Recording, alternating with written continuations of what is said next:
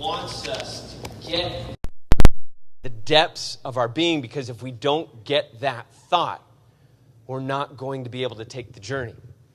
It reminds me of when I was a young youth pastor.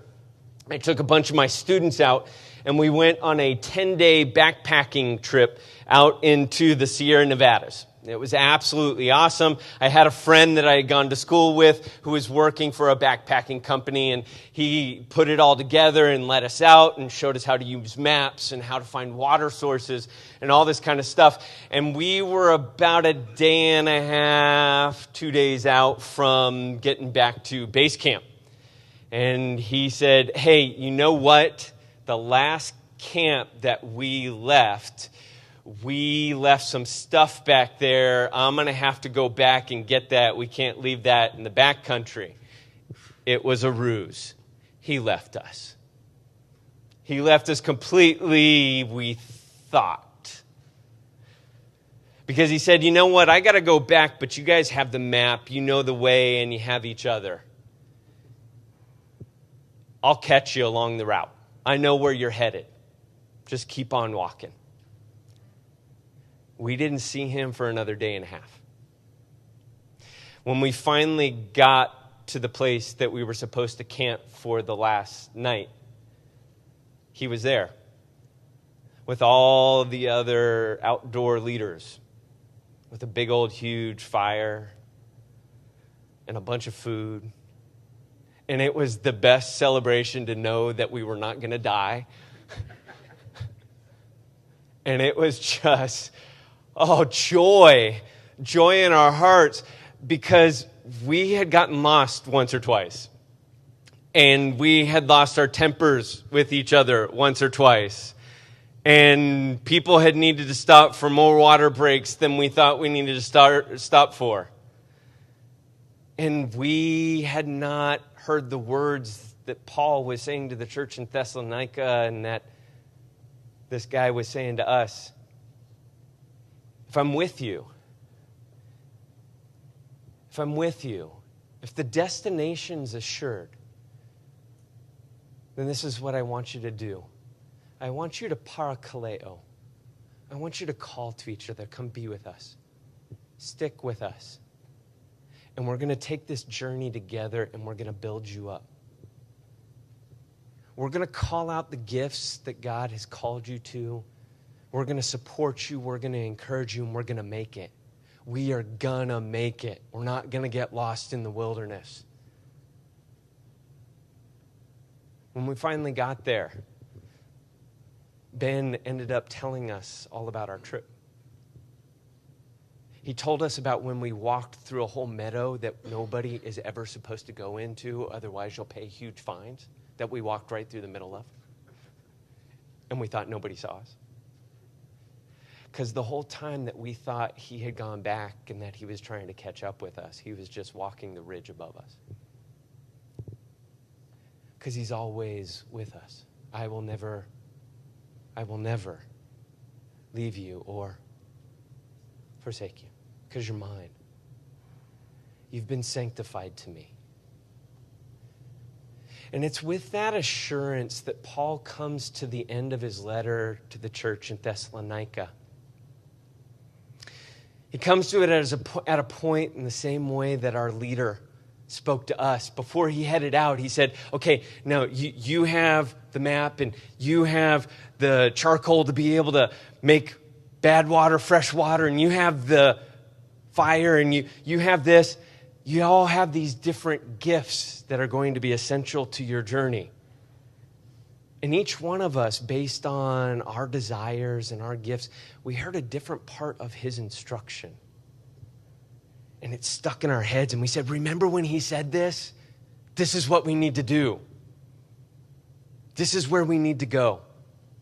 And so today, as we come to this last section, it's going to feel like a leader saying, hey, here's a bunch of things I want you to know. As I've studied this text, I've loved it and I've hated it all at the same time. Because it doesn't have one theme to it.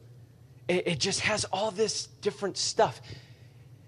And one of those things, it's been my prayer that God's Spirit is going to speak to you today, and he's going to say, I want you to hear this, Corbin.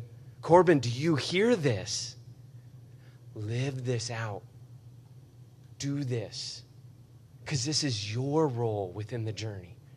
This is your role within the family. If you don't do it, we're all going to suffer.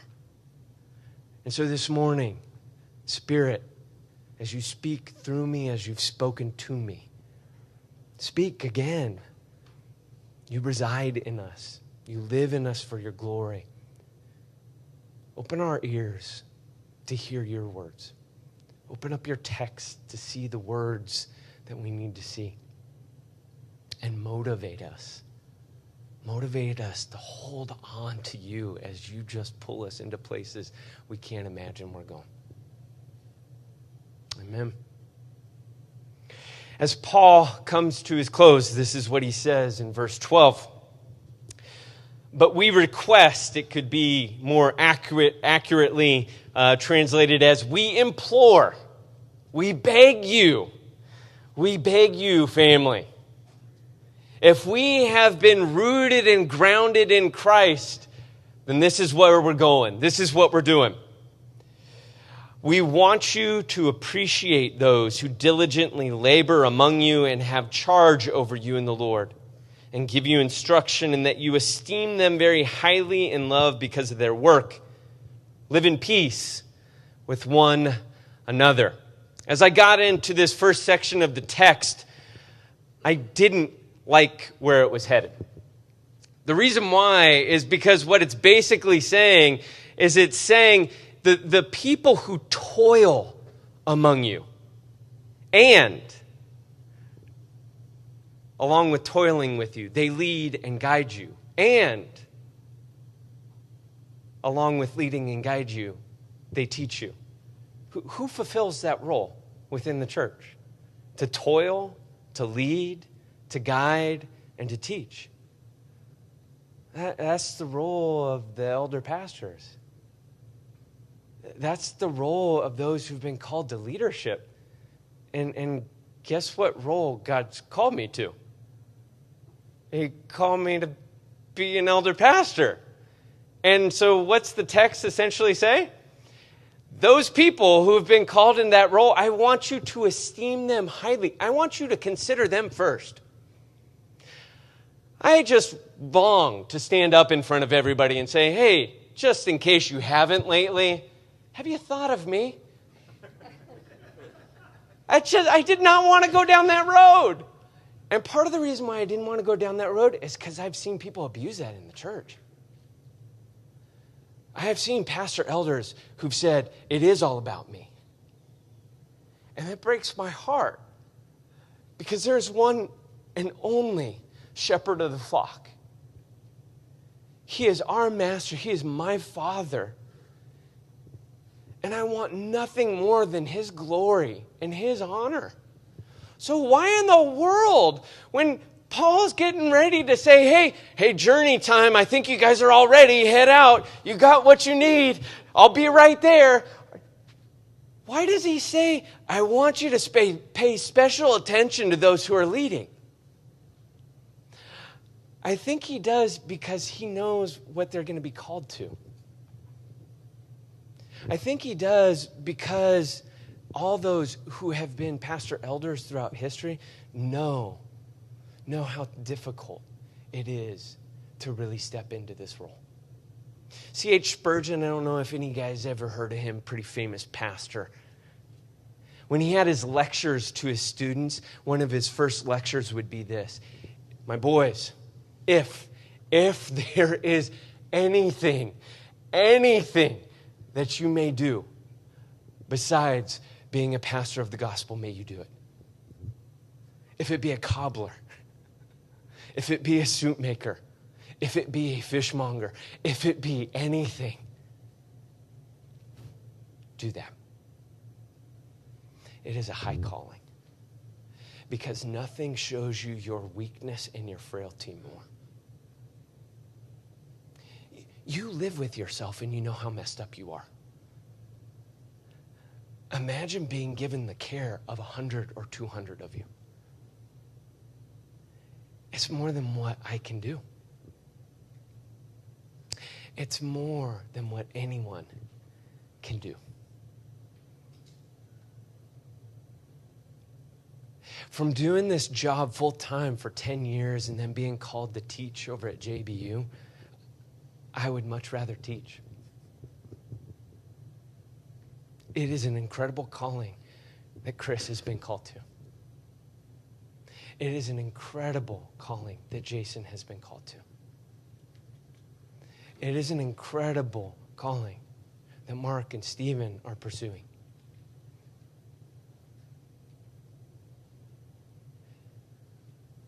We need people who will take the lead, who will guide when it's tough, who will make the hard decisions. And we need to love them. We need to love them as tangibly as this. I never thought in my whole lifetime I'd receive this. I never thought I would see my face and my wife's face on a plate. Don't laugh. I never thought I would see my face on a plate. That's what happens to like the king and queen. Like when they get married, they're going to go ahead and get a tea set with their faces on it. Not for the Lankers. We showed up from being gone last summer, and I don't know if you guys know Sam, the guy from Liberia, shows up. This guy, he's a blessing. If you don't know him, he'll show up even when he can't be here for worship to set up chairs. And then he'll go to work. A man that many of us don't even see. And he has such a heart of service. When I showed up the first day I showed up, Pastor, I'm so happy to see you. Sam, I'm happy to see you too. I had a great summer. Hey, I got something for you. Great, thank you. And I took the bag, and I was going to be this white American and just go back and open it when I needed to open it. And he's like, oh, no, Pastor, open it now. Sam, I don't need to open it now. I'll open it later. But it's for you, Pastor. I pulled it out and went, oh, Sam, I can't tell you the thoughts I think of this plate. I never thought I would have a plate with my face on it. It is an honor of you, Pastor. It is an honor of you. I have that plate inside my house because I was honored.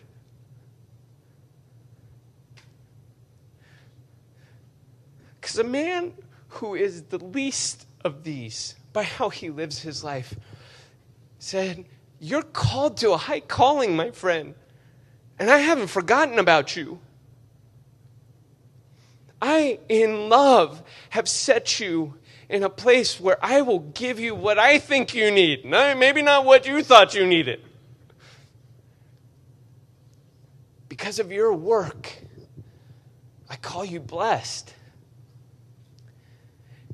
This plate is heavy on my soul. Because anybody who'd give me this sees more in me than I see myself. And I love you. Absolutely love you. And I want to care for you. And Jason cares for you. And Chris cares for you. Because the Spirit has called us to this.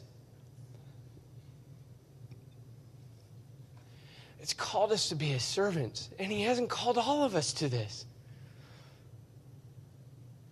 And I thank Him for moving me. For moving me. Sam, because of his plate, has hit what Paul says here. It says, live in peace with one another. When I read that, I was like, well, how?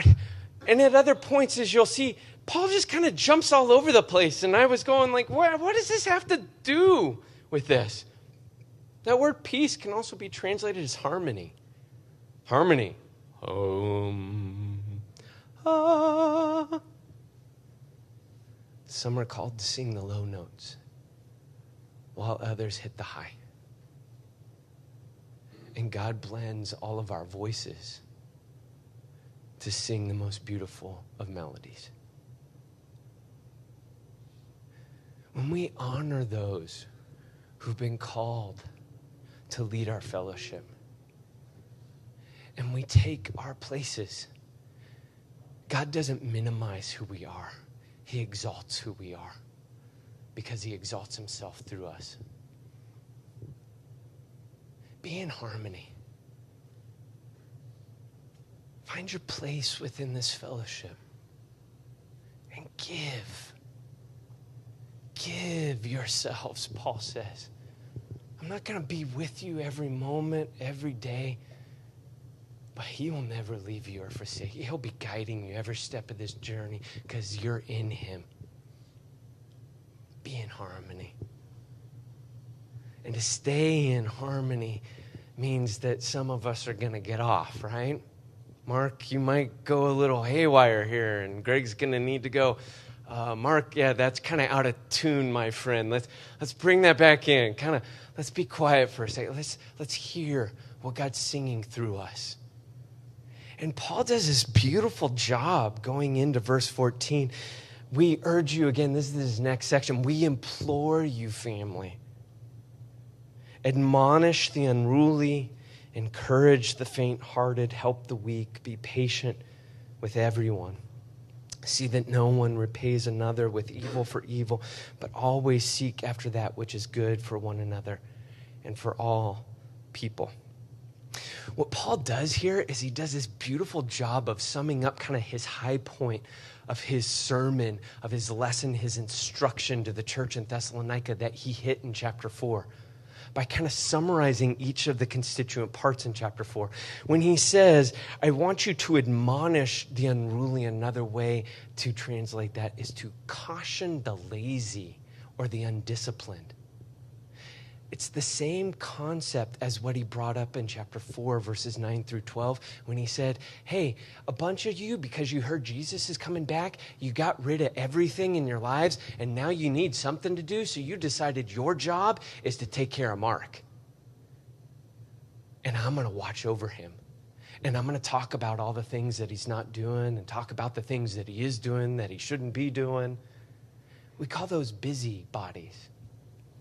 I don't know if any of you have been blessed in the church by busybodies. In 12 years of full-time ministry, I saw nothing destroy the church more than busybodies, than gossips, than people who found the problems that are never going to go away because God calls broken people to himself. People who could not give and show grace like God had shown them grace. All they could do was condemn and talk to other people that didn't solve any problem, anytime, anywhere, but just continued to fuel frustration and contempt and anger. Stop. Stop. That's what that word caution means. How many of you like to tell other people, stop gossiping? Is that something you're looking forward to doing today? I'd like to correct you from talking about other people inappropriately. It's just been, I've been waiting for this for weeks.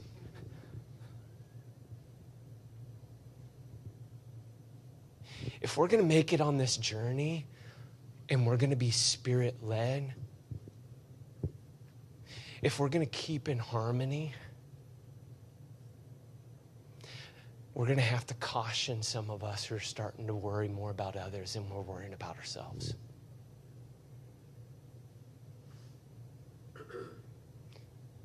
That call is something the churches need to heed through all of its 2 centuries, and it will keep needing to heed that for years to come, unfortunately.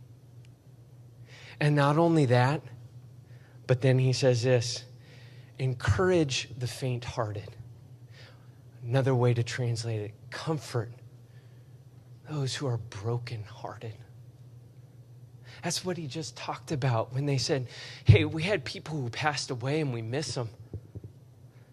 I don't know if you've known somebody who lost a child, who just recently lost a family member, who had some other heartache in their life, and they're done. Their heart is broken. If we're going to keep going, we're going to have to continually comfort. We're going to have to continually sit beside people and say nothing. To simply just be with as he is with. But for them to see this intangible God through his tangible people.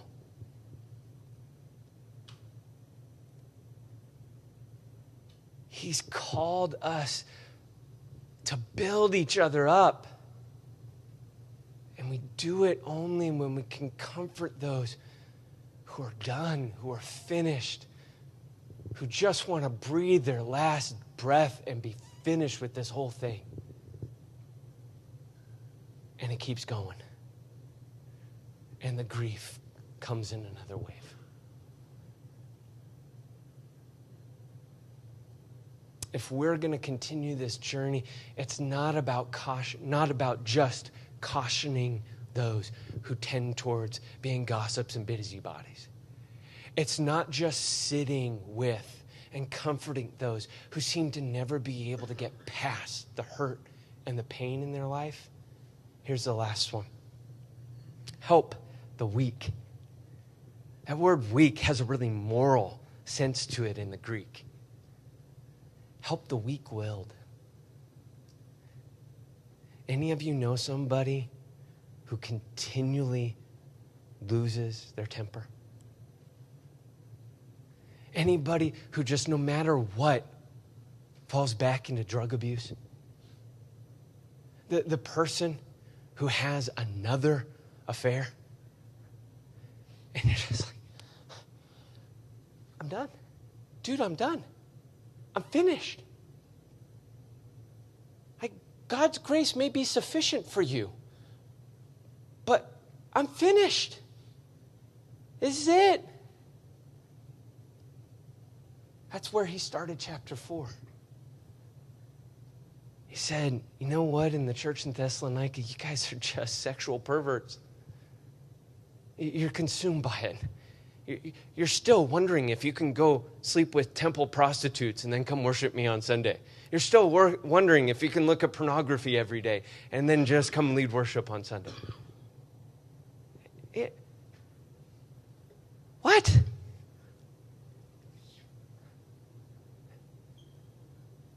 How long are you going to struggle? How long are you going to stumble and fall?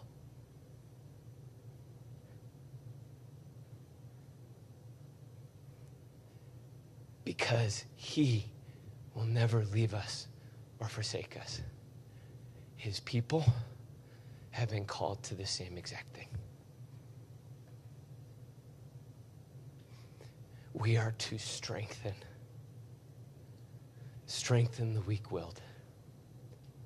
Because as Paul says in Galatians chapter 6, if we're really Spirit-led, then this is what it really comes to. You will support those who are falling. Because you know you are one choice away from being in the same place. You will not stand over them. You will not lord it over them. Because as he has shown you grace, you will show them grace.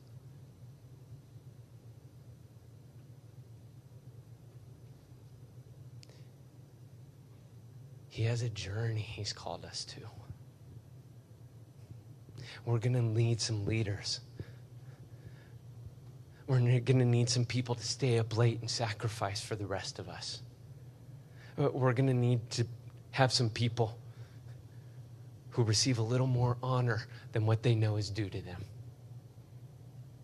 We're going to have to call some of our friends and family out for getting into other people's business that they shouldn't be in.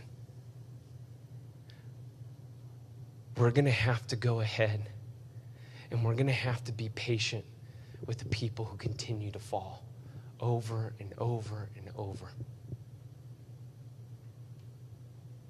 We're going to have to continue to sit with the people who have nothing left in the tanks.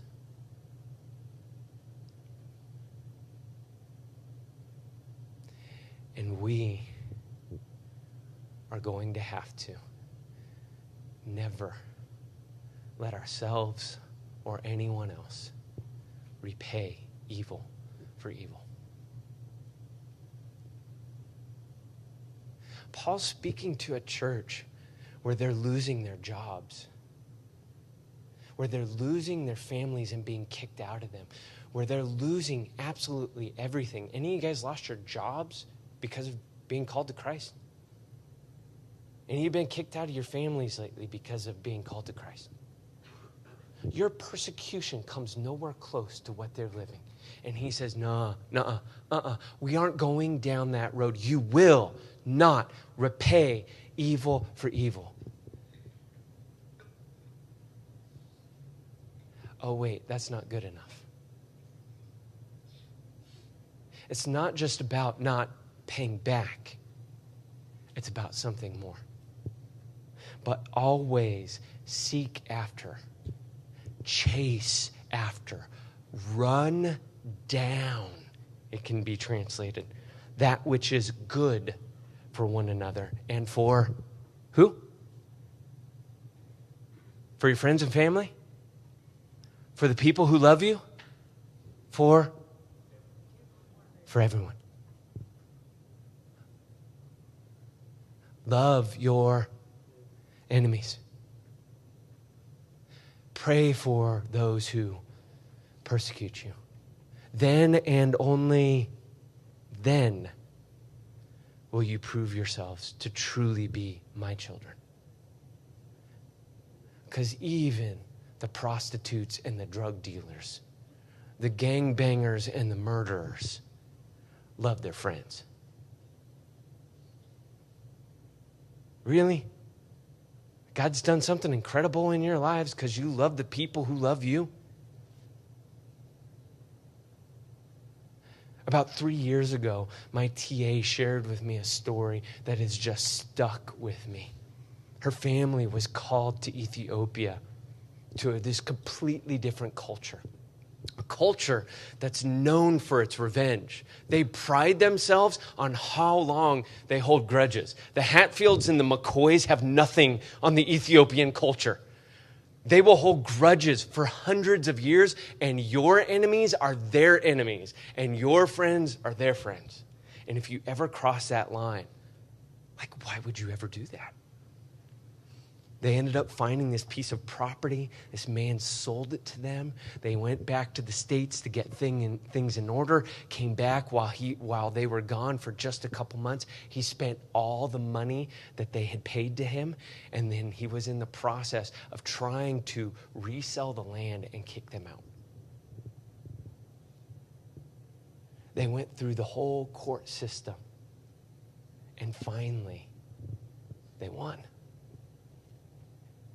Now they had an enemy. Now they had somebody they could stand against, and the whole community came by their side and said, "We're against him too. We hate him. He's the worst guy ever." Because of what a sly man he was, he found himself in jail a little while after that.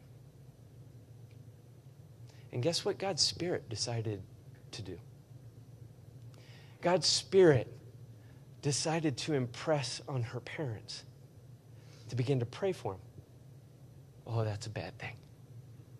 When you begin to pray for your enemies and do good to those who hate you. Because God said, I want you to go meet with him in jail. I want you to start bringing him stuff in jail.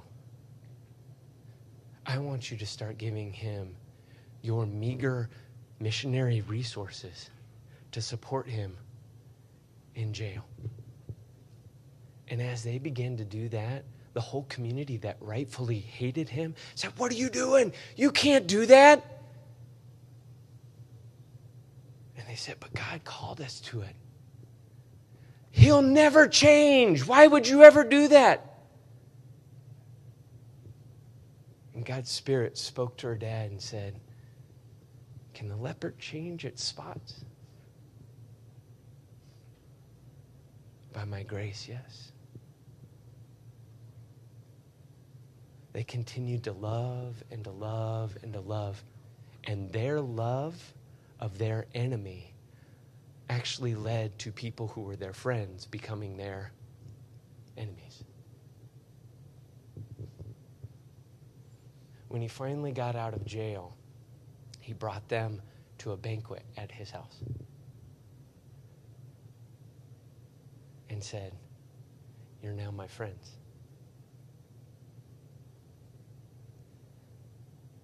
And they said, "If you're my friend, then all of my enemies are your friends, and all your enemies are my friends."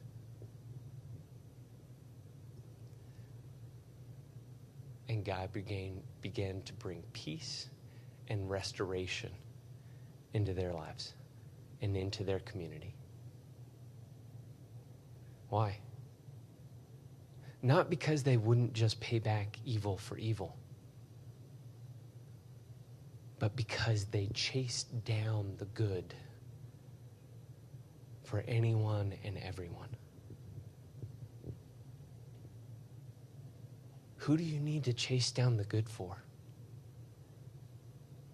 Who's most undeserving? Who needs to be left behind? Who needs to be forgotten and moved past? That God is calling you to bring them into His light and His salvation.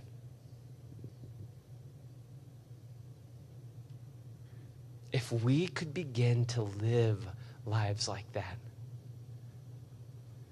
our trials, our temptations, our failures, our mistakes would not consume our lives, because we would see a God who is always at work. In that place, we would rejoice always. We would pray with persistence. And in every single circumstance, we would give thanks. We would consider it pure joy whenever we face trials of many kinds, because we would know that the testing of our faith, it would produce perseverance. And perseverance would finish its work, so we would be mature and complete. And those He's called us to purposefully would be mature and complete. We wouldn't be lacking. My best friend from college showed up for my birthday. I love this guy. I've had many, many great memories with him. The thing I love best about him is that 26 years ago, when I walked into a dorm room and didn't know this guy from anybody, he said, "I'm really glad to have you as my roommate.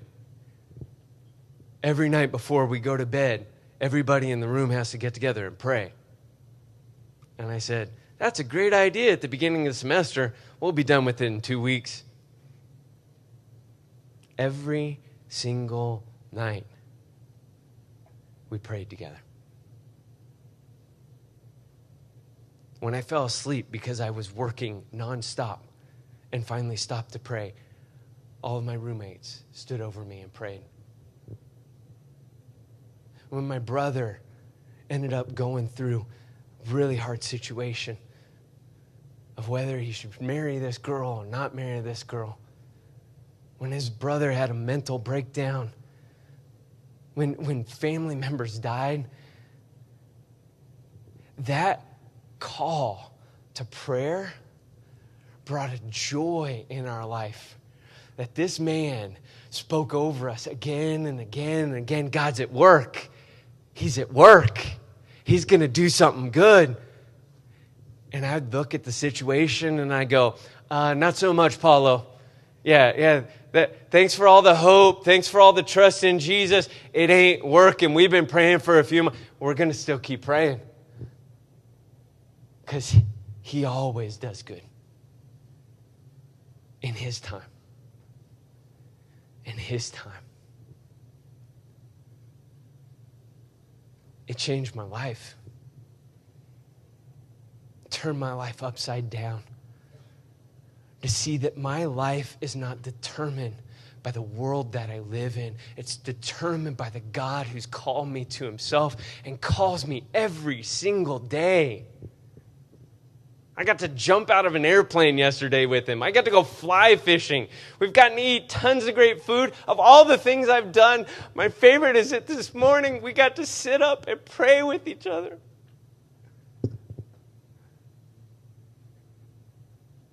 To lay out our hearts to a God that's been listening to the two of us for a lot longer than he should have listened to us.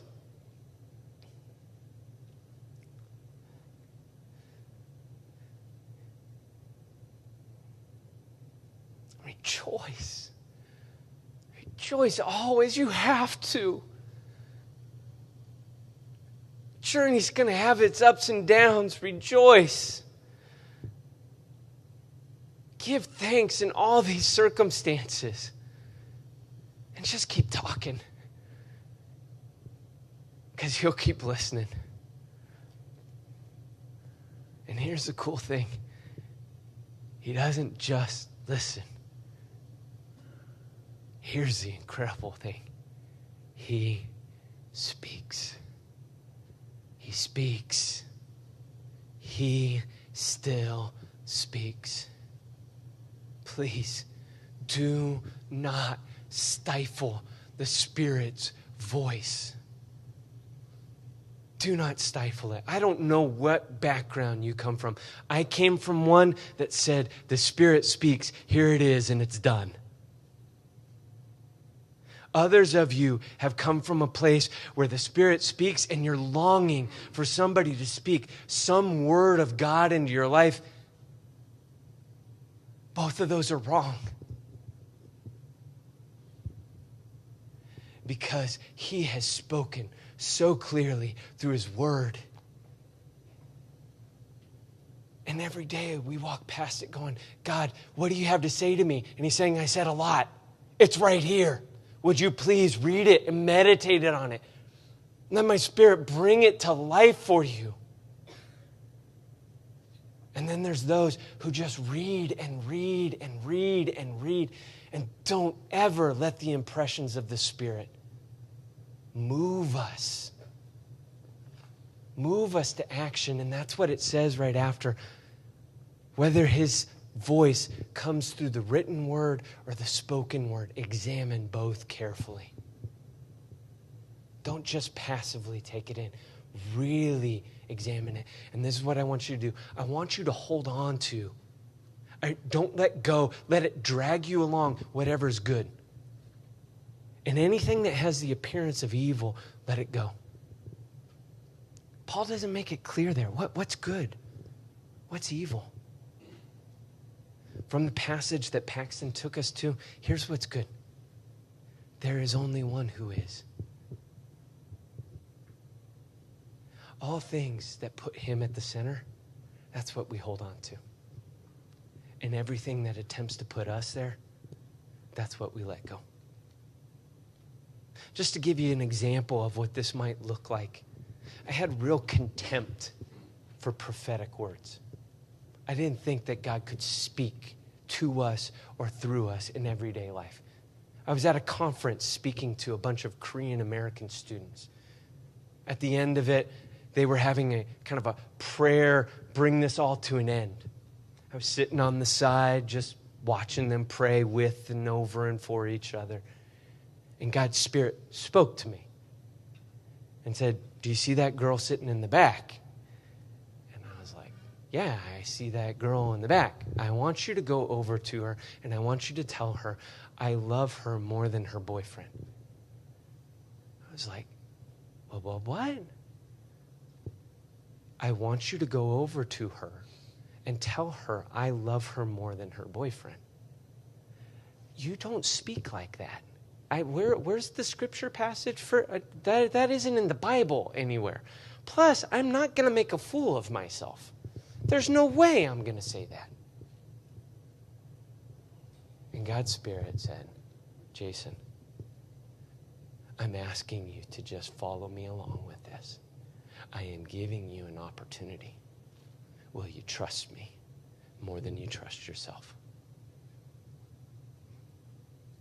What seemed like 30 minutes of me fighting with the Spirit was probably about 30 seconds. I got up.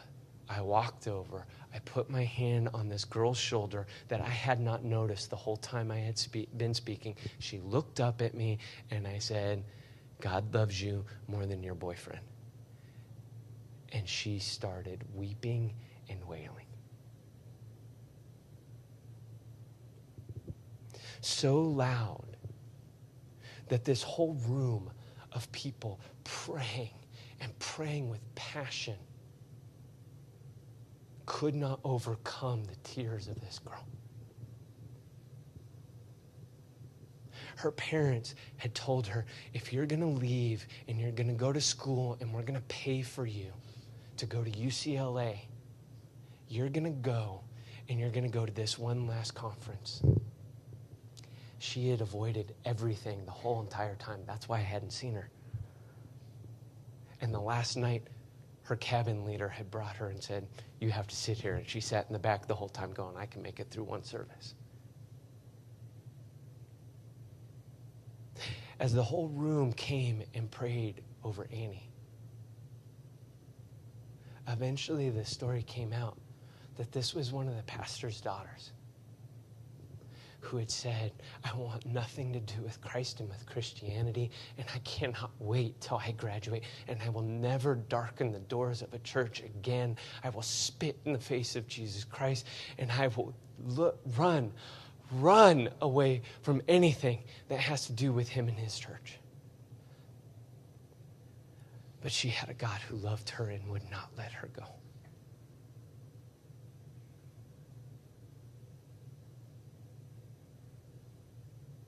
He spoke to the depths of her being and said, you're mine. When her boyfriend, that she had given her entire life and all her hopes and dreams to, had broken up with her because she was going to go to school and leave him behind. She was heartbroken and didn't know where she was going to go. But she had a father who did. And he called her to himself again. Every time I go back to Southern California and I get to go talk to my friend who's part of that Korean American culture, I ask him, how's Annie? She's a pastor. She's a wife of a pastor. Ministering to people who want to run away from Jesus. Because the Spirit of God moved some boy who said, you can't speak like that. And said, just hold on to me. I'll lead you where you need to go and tell you what you need to do. And just do it. That's a lot of instruction. I hope you didn't try to keep all that together. Because we're all on this journey together. And you don't have to do it all. But you need to do something. Maybe some of you need to show a little honor to those who are sacrificing themselves to help lead this congregation. Maybe God's Spirit is speaking to you to throw caution out in front of somebody who's bringing dissent. Or to sit and be with somebody who's just in the middle of heartache and you don't know what to say. Maybe he's calling you to strengthen weak arms and to not let go of somebody who you want to just let drift away. Maybe he's calling you to be patient. be patient with people in their process and forgive them one more time. And not just forgive them, chase down what's good that they can't reach by themselves, but they need help with. Maybe you need to just pray. Find joy. Find His joy in where you're at. Because it isn't good, but He is. I don't know what it is. Whatever it is, please, this morning, if you've heard anything, if I've heard anything this week, it is do not stifle His Spirit. Whatever He is speaking to you, hold on to it. Let Him drag you along. Let Him pull you forward.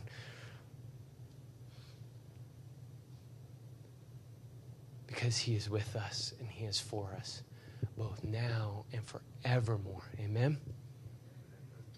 Amen. We're going to head into a time of ministry with and for each other as the band plays. As they do, I want you guys to go ahead and I want you to be Spirit-led in the moment, not Spirit-led tomorrow. If He's asking you to just sit, just sit. If He's asking you to be overwhelmed with thankfulness or with prayer, if He's asking you to turn to somebody and say something that you're like, how in the world should I know that? He does. Let's be led by the Spirit into this time. Let's journey together for Him and His kingdom. Let's worship Him.